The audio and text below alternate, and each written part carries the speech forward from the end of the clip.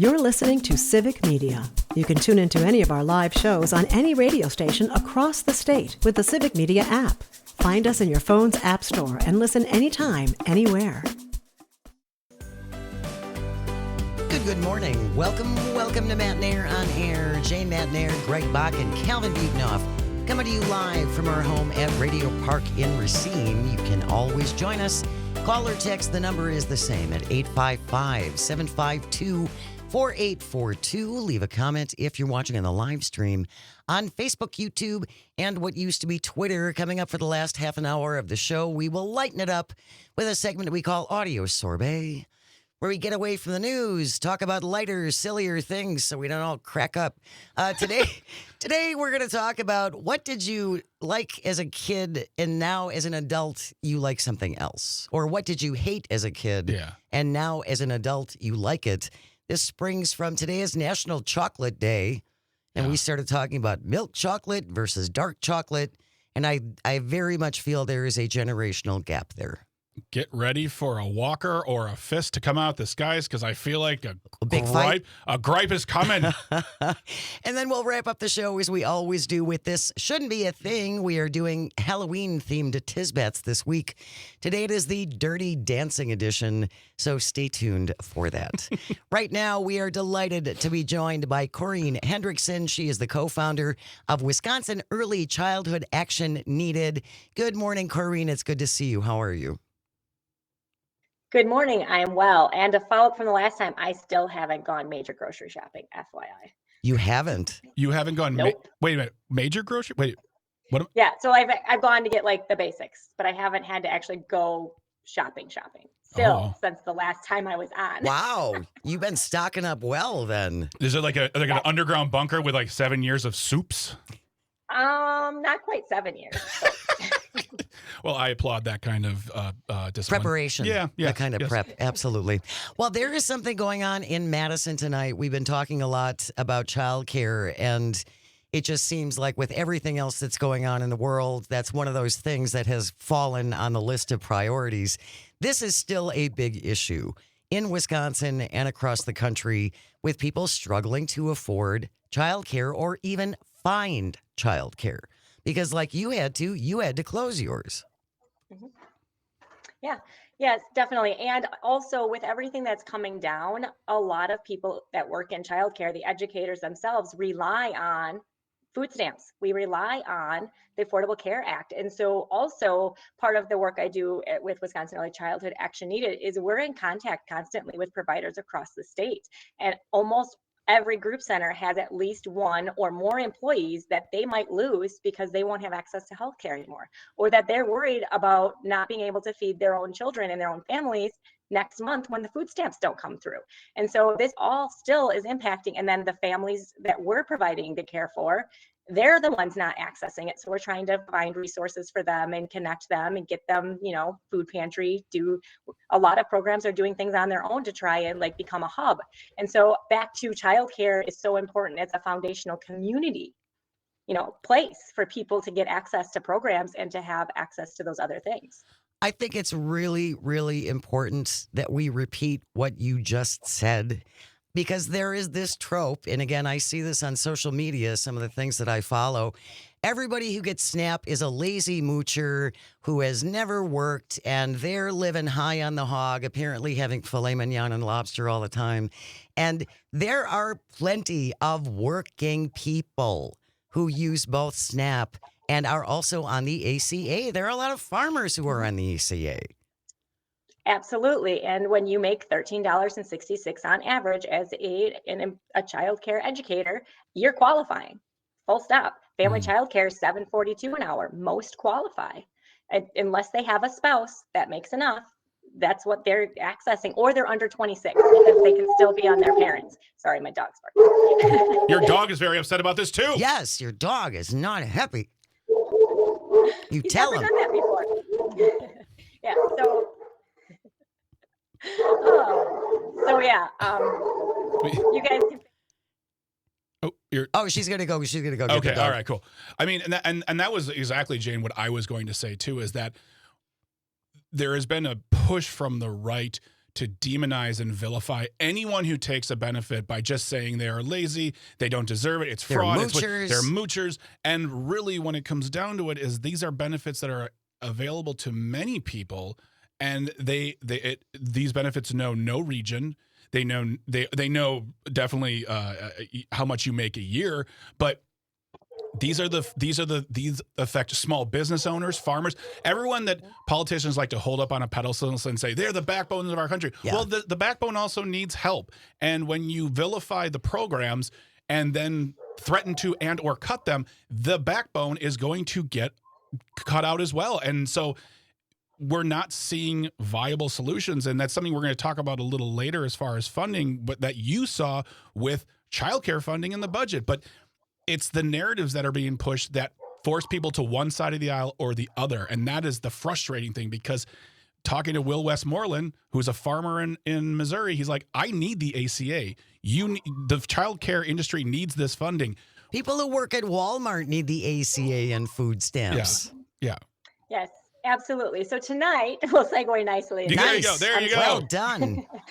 So tonight we're going to be presenting the National Association for Family Childcare created a documentary last summer, and I'm one of the 4 providers, talking about the importance of childcare, what we do for the community, how we care for and educate the next generation, but also partner with parents.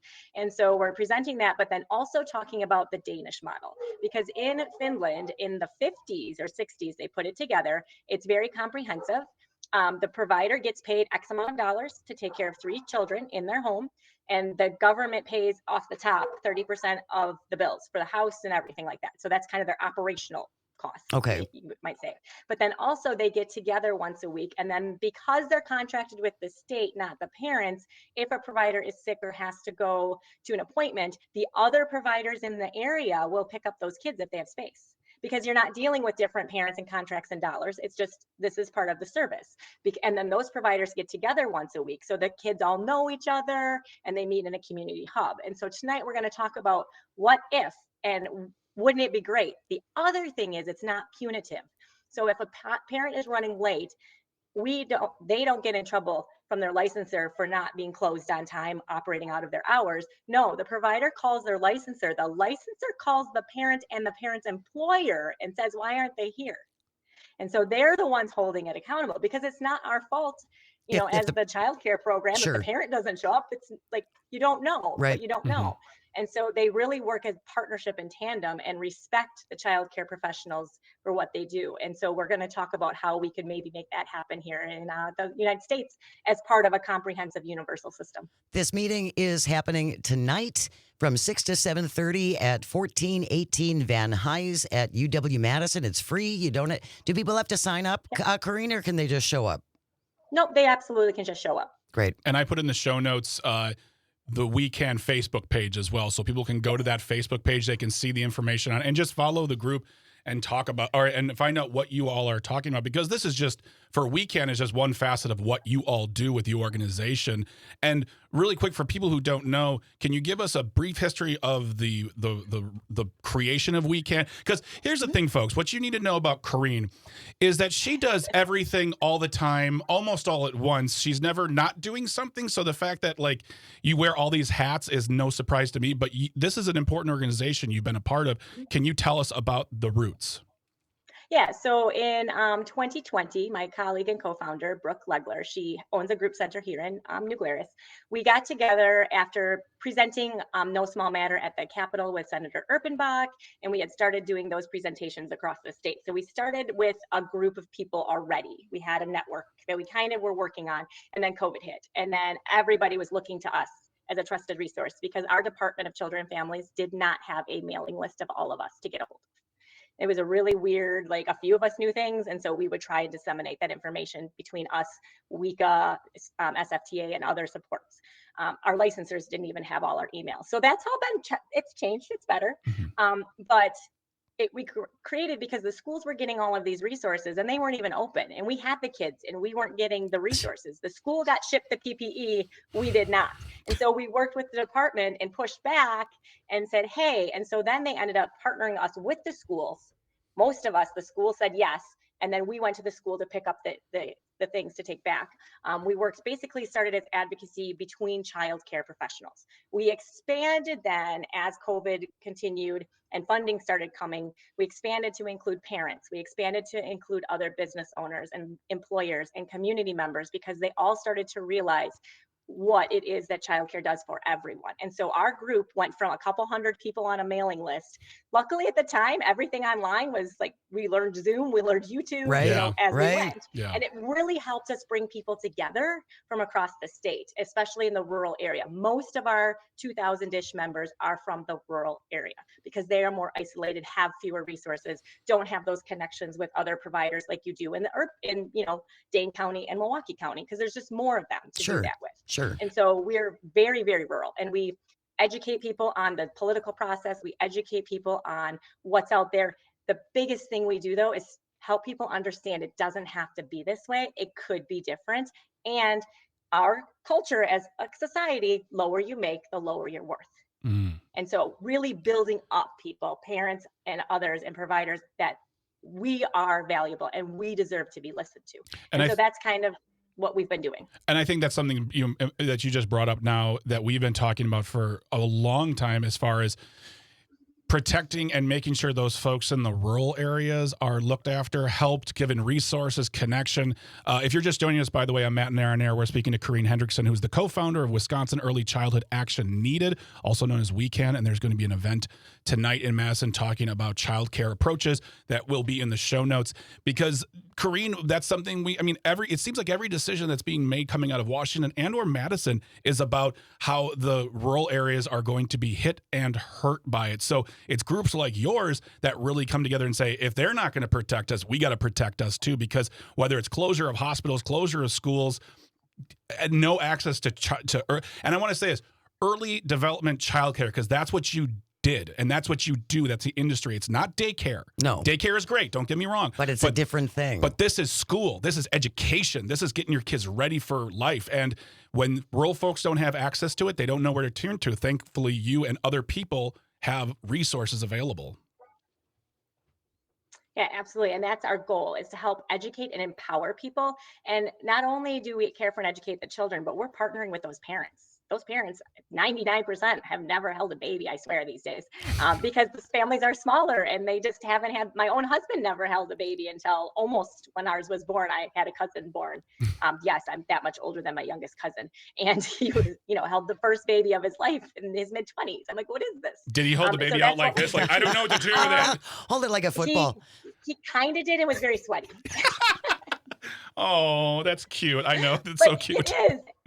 But that's part of it, is we're partnering with parents, and we're a resource. So when they need diapers, we know where to go. Yeah. When they have a question about child development, we can assure them, yes, your child's doing great, or, oh, we've noticed that too. This is what we should do next. And when you don't have that and parents feel isolated, that's when scary, sad things happen. And also just that isolation, the mental health, all of those types of things. And so that's part of what we do, is we also try to provide resources for people, trainings on special education, and we're very member driven. We're going to continue our conversation with Corrine Hendrickson of WeCan. Stay with us. You are listening to Matt Nair on Air, coming to you across the vast, statewide, countrywide. You can pick us up around the globe on the Civic Media Radio Network. We will be right back. You're listening to Civic Media. Stay up to date on the latest news and information for your local community and Wisconsin by signing up for our free email newsletter. Visit civicmedia.us/email to get started. Good morning. Welcome back to Matt Nair on Air. Jane Matt Nair, Greg Bach, Sweet Galby on the board. Coming to you from our studio at Radio Park in Racine. Join us, call or text at 855-752-4842. Leave a comment on the live stream on Facebook, YouTube, and what used to be Twitter. Our guest is Corrine Hendrickson, the co-founder of the Wisconsin Early Childhood Action Needed. And we're talking about a couple of meetings that you can attend. But before we get to that, we want to do some clarification. You were talking about the Danish model. It was actually called something else, Corrine, right? Yeah, so I have said Finland. I meant Denmark. Okay. So that's cleared up. My question is, what do they see as the value of these programs in Denmark that we're missing here? So what we're missing here is the fact that children are respected and honored, and actually not just political pawns. They actually put the programs into place, and families. So they have robust paid family medical leave. They have robust paid leave, throughout a person's life. And they also have higher minimum wages and just quality of life in general. And so it's the values of that, of the Scandinavian countries that are really coming through. And Wisconsin does have a lot of those roots. Like we had the very first 4-year-old kindergarten because we have the German Scandinavian, roots in our country and our culture. And so that is still here, and that's our sense of community. And that's why we pull together so often as needed and necessary, but you can't do that to fill in all the gaps when our government is refusing to do their part. Well, and it just kills me when I hear J.D. Vance and Dr. Oz talking about how the USA is under-babied and we need more babies, and why aren't women having 6 and 8 children? Because it's expensive and they need things like childcare. Yeah, well, and even the health insurance. If Yeah. you don't have if you have, your health insurance, you're spending $20,000 to $50,000 to have the baby. It just seems like we were talking about this in the commercial when we were discussing the Finland versus Danish versus all those countries, and all of those nations over there, and that is Scandinavia, all those, they have a basic idea that the investment on their people will yield results for the country, the economy as a whole. And also another thing too, morale of the people. One of the things that people in other countries enjoy, and don't get at me saying the healthcare is broken. There's a discussion to be had, but people feel safe knowing that they're not going to have to go bankrupt getting childcare or healthcare, and that provides a sense of high morale as well as pride in your country. So I think looking at these options for what you're doing tonight in Madison, Corrine, is definitely a good start to a conversation about what can be done to change things for the better, especially for our kids who apparently are important to us. We've been told by politicians they're important, but we love babies. We love babies, but once they're born, I don't have time for them. Ugh. Yeah, absolutely. So tonight we're going to be starting the conversation about what could be. Tomorrow there is an event in Greenfield, Wisconsin, and it's a public forum because SB 322 was introduced for $480 million direct payments to continue child care counts when Senator Mark Lyon and Representative Bourne took child care counts out of the budget. And so the week of action that you guys covered, that we were up at the Capitol, that's what came out of it. But that bill has been sitting in the committee since then. And so Senator Carpenter is actually on that committee. And so Senator Larson, is on the committee, and Senator Carpenter lives over there. And so they've agreed to hold a public forum where we have the opportunity to come in and state why this is so important to have this funding come through. And that's what we're going to be talking about. So this funding is a down payment. It is not the solution. It is to keep programs going, to raise wages a little bit, to help with some of that tuition coming down. But we actually also want to look towards an employer contribution. I saw a lot of comments that employers should be paying. Well, what employers can pay? Which ones? Right. Your small businesses can't. Your farmers can't. Right. Your nonprofits can't. Right. Your government entity, well, that's the taxpayers, right? So we're looking at what Vermont did. And what they did is they called it an employer contribution. And it's 0.05% of a payroll tax that is paid by the employer on behalf of their employees and themselves. And that doubled in Vermont the amount of money each program received so that they could pay their people better, be more solvent. And they have seen an exponential increase in a year of the number of providers that exist. The teachers' turnover has gone down. It's so weird how that works, right? Isn't that odd? And then your small businesses, like your farmers or your sole proprietors, they only pay 0.011 because they're not going to be using as much. And so it's far more affordable for them as well. And so we've talked with our partners, Farmers Union, Main Street Alliance, other small business groups, and even some larger businesses. And they've done the math and like, this is super, super cheap. And it would do this. And we're like, yes. And it's working in Vermont. So I push back on the idea of employer tax credits and things like that, because you're basically giving money to the businesses to do the right thing, and then still not supporting the childcare programs and the teachers because it's replacing money. So yes, it helps the parents a little bit, but not really, because it's not increasing the revenue in any way to meaningfully make change. And so I push back on the tax credits, because why are we putting a middleman in here? Why are we making it only the wealthy and well-connected can access this? Right. Because then they're going to get all the spots, and what happens to everybody else? And so we need to build a system from the bottom up that's inclusive of everyone, and stop putting in these, bills just to make it look like you're doing Like something. they're doing and something. helping. Exactly. They're bills that are Exactly. good for a press conference. Yeah. And the one thing I do want to say is, and we think we are not against protesting in public. I was at the No Kings protest, Oh, the last yes. one. But if you are feeling like, what can I do? Go to meetings like this. That's something that you can Yes. do and get educated about Absolutely. it. So then when you go back to your community, you can explain to other people. It's really important. And both tonight's event in Madison, tomorrow's event at the Greenfield Public Library, if I'm not mistaken, are going to be in the show notes. And if you can't be at the event tomorrow night, you can submit comments via a link that will be on the show notes as well. So you can still let your voice be heard, even if you can't make it. Protesting is great, but also voicing your opinion is necessary in this process. Call your lawmakers, myvote.wi.gov. They love to hear from you. Corrine Hendrickson with We Can has been our guest. Thank you so very much, Corrine. Take care. We'll see you soon. Thanks. We have news coming up next. We'll come back with a little audio sorbet and lighten things up. Stay with us. You're listening to Matt Nair on Air on the Civic Media Radio Network. Good morning. Welcome back to Matt Nair on Air. Jane Matt Nair, Greg Bach, Dr. Slide on the board, coming to you from our studio at Radio Park in Racine, where you can always join us. Call or text. The number is the same at 855-752-4842. Leave a comment on the live stream on Facebook, YouTube, and what used to be Twitter. This is the portion of the show that we call Audio Sorbet, where we take a breath, get away from the news, hopefully have a couple of laughs. Ha ha! Done. Better than that. Today is National Chocolate Day, everybody. I'm convinced this day happens like 30 times a The year. chocolate lobby is very strong. And so we were talking about milk chocolate versus dark chocolate. Mm-hmm. When I was a kid, I loved milk chocolate. That was the only thing. You couldn't get me near dark chocolate. Can't get enough of milk chocolate. And now I love dark chocolate, and I wouldn't eat milk chocolate. Not at all? Not if I can avoid it. Okay. No. I feel like if you like dark chocolate, which I do, I love dark chocolate. It's almost like you have to seek it out too, because I think that I'm trying hard. I don't feel like Big Chocolate sponsors the show. Big Chocolate is yet to be a sponsor of our show. Although Nestle does own like 95% of the world.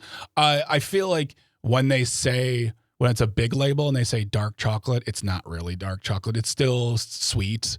Because good dark chocolate should have a certain bitterness to it. Well, again, it depends upon the amount of Cacao. Of cacao. Yeah, What are you like? 65%, 72%? I would say 65 is probably pretty 65 and between 65 and 72. And then after that, you're like, this is Baker's chocolate. Get out of my face. good. Yeah, and I did that once as a kid. My father did that to me once as a child. He thought it was hilarious. I thought it was I found the greatest thing in my mother's kitchen, and I found that Baker's chocolate, and I thought, I'll show her. Yeah. I'm going to get some candy. And I took a big bite out of that Baker's chocolate. That was the one and only time I ever did that. I'll tell you that. So this got us talking about things that we grew to like as adults. Mm-hmm. So I loved milk chocolate as a kid. Yeah. Now I love dark chocolate. I hated carrots as a kid. And now I like them. Oh, okay. But that has to do with prep. Yeah. I mean, That has to do with prep. That's another thing we discussed. It's that, when I was young, milk chocolate was the thing. The bird was the word, and I loved milk chocolate. And don't try to give me dark, because I had the same experience you did. It only came from my father, who was a slight prankster. He'd be like, hey, do you want some chocolate? I'm like, of course I am. I'm a 10-year-old and I'm chubby. Of course I want chocolate. And I chomped down and I'm like, and it just came, it was like some morsels. Yes. Morsels.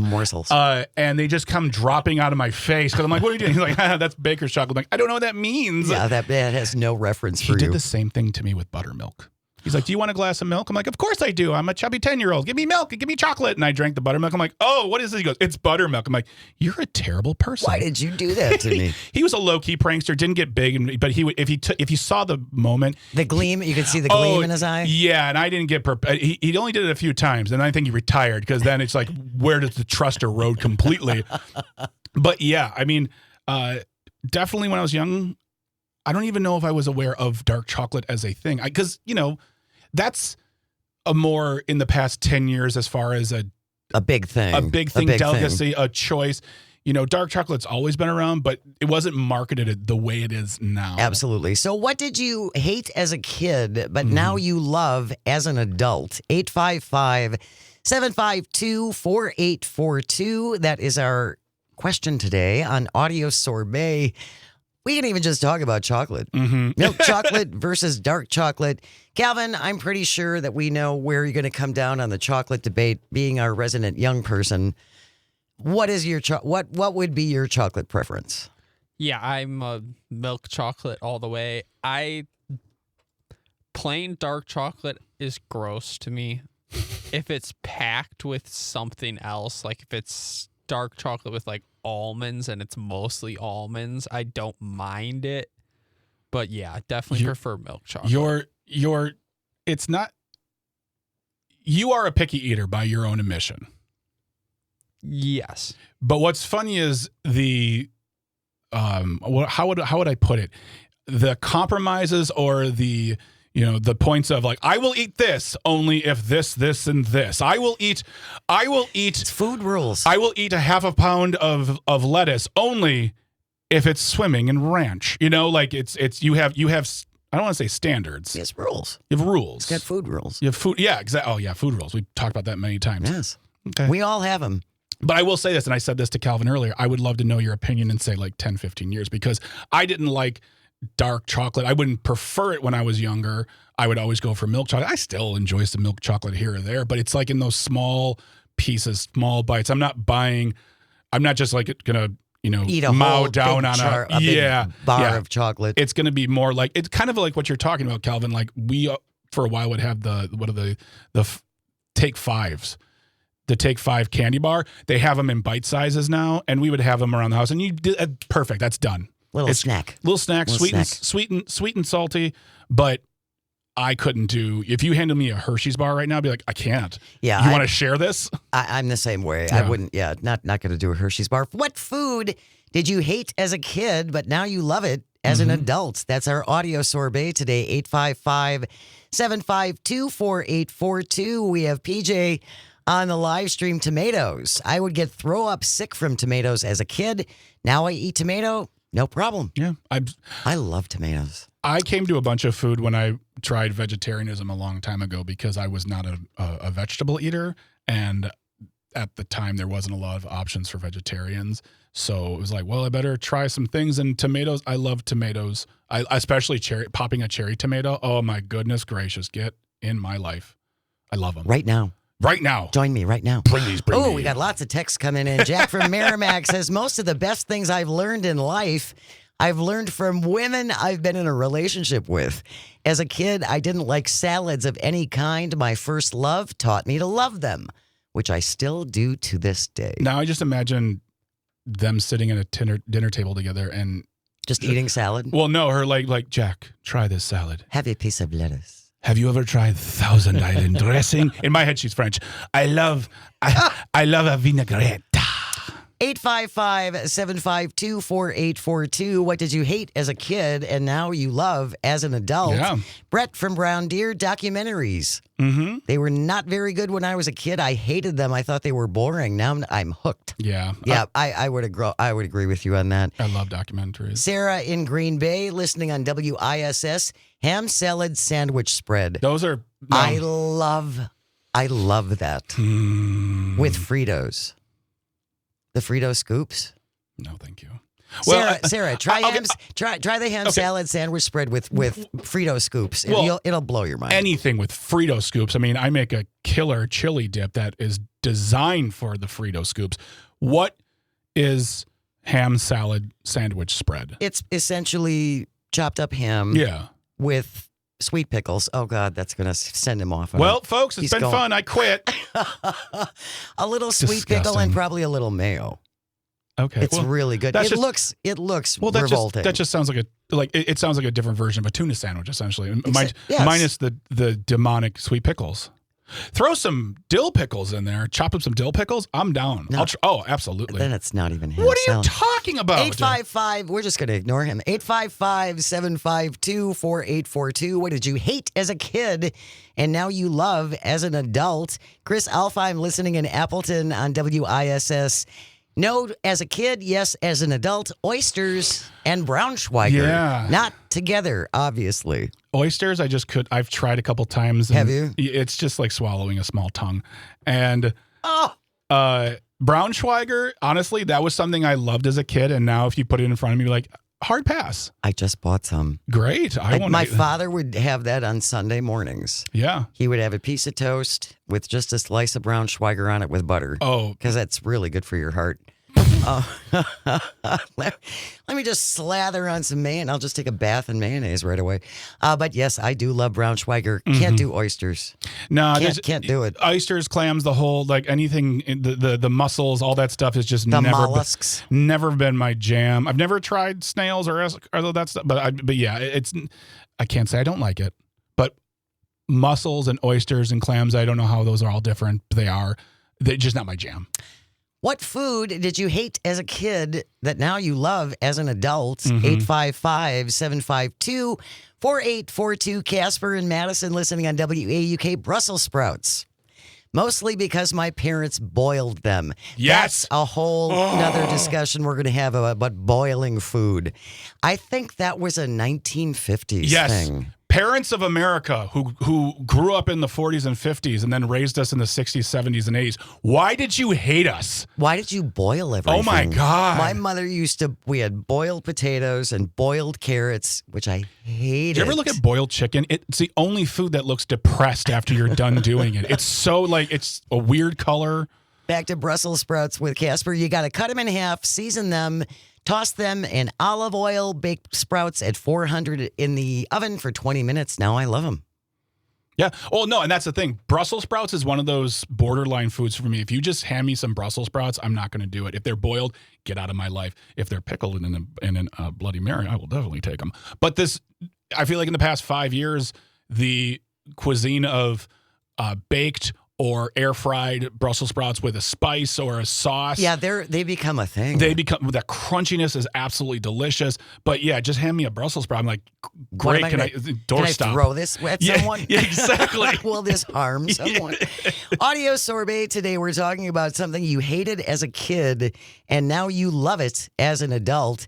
Harry texting in says mushrooms. Mm-hmm. Yeah, I know. I don't think I would eat mushrooms as a kid either. They looked weird. Well, really quick, Brett and Brown Deer, it could be food, it could be anything. Don't worry, that was a doctor. No, that's fine. This isn't just food, but we're talking about food because we're us. That's where it started. Mushrooms for me, it was another thing. And Calvin, let me your thoughts on this. Like, I feel like I cannot identify with what you're saying as far as like the